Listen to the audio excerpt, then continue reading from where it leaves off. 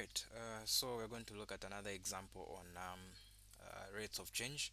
So we're told that a small funnel is the shape of a cone, um, is being emptied of a fluid at the rate of 12 cubic centimeters per second. The height of the funnel is 20 centimeters. The radius of the top is 4 centimeters. How fast is the fluid level dropping when the level stands 5 centimeters above the vertex of the cone? So if we have a funnel, we are told that the funnel is in form of a cone, meaning it's in this form.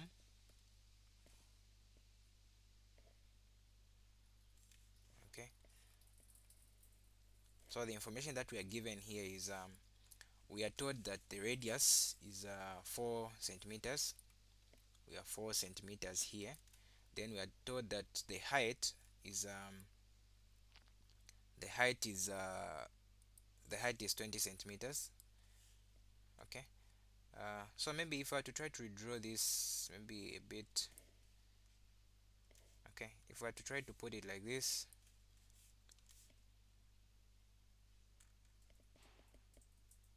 Okay, maybe something like that.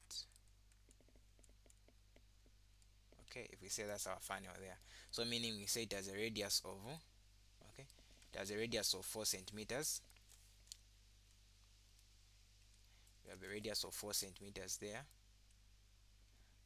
Then the height that we are given is 20 centimeters. So we're given a 20 centimeters here, like that. Then what we are also told is that okay, the question is how fast is the fluid level dropping when the level stands 5 centimeters above the vertex?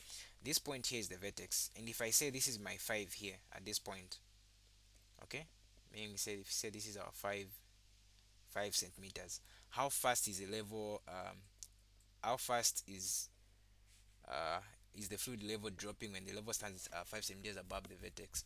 Then we're also told to say we are emptying it at the rate of 12 cubic centimeters per second, at the level of 12 uh, cubic centimeters per what, per second. So first of all we have to know the volume, the formula for the volume of the cone, and we need to keep in mind that the cone is just 1/3 of the volume of the cylinder, meaning the cone goes three times in the volume of a cone goes three times in the volume of a cylinder. So meaning the formula is V is equals to 1/3 of um, pi r pi r squared times h.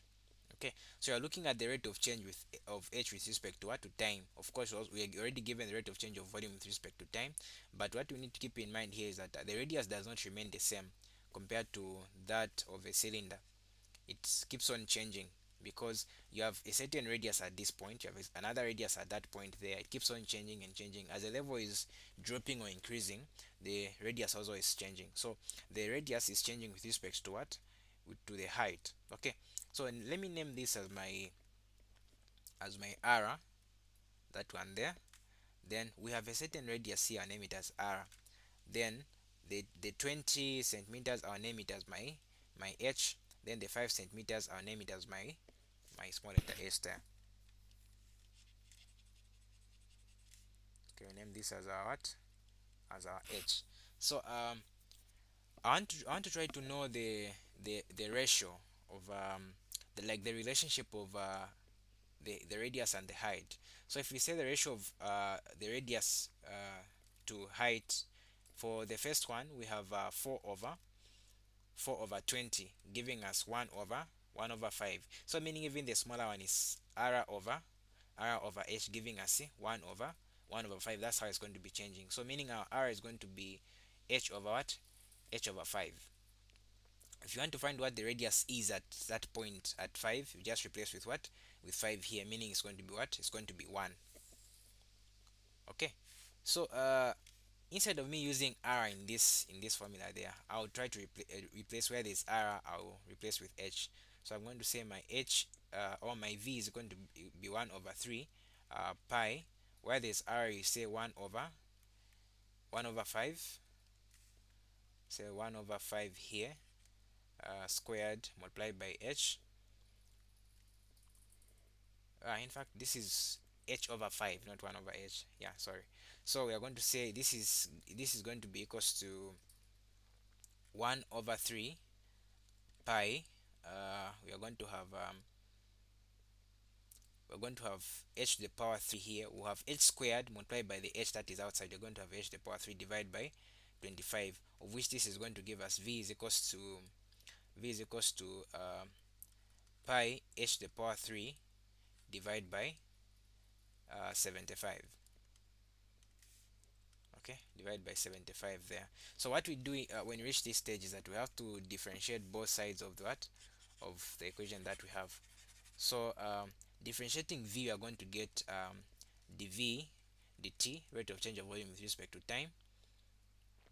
Okay, then differentiating on the other side, you're going to have pi over 75, okay, multiplied by 3h to the power 2 multiplied by dh dt there. Okay, so what it means here is that we can say into 75 the 3 goes 3 times, so we're going to have our dv dt is equals to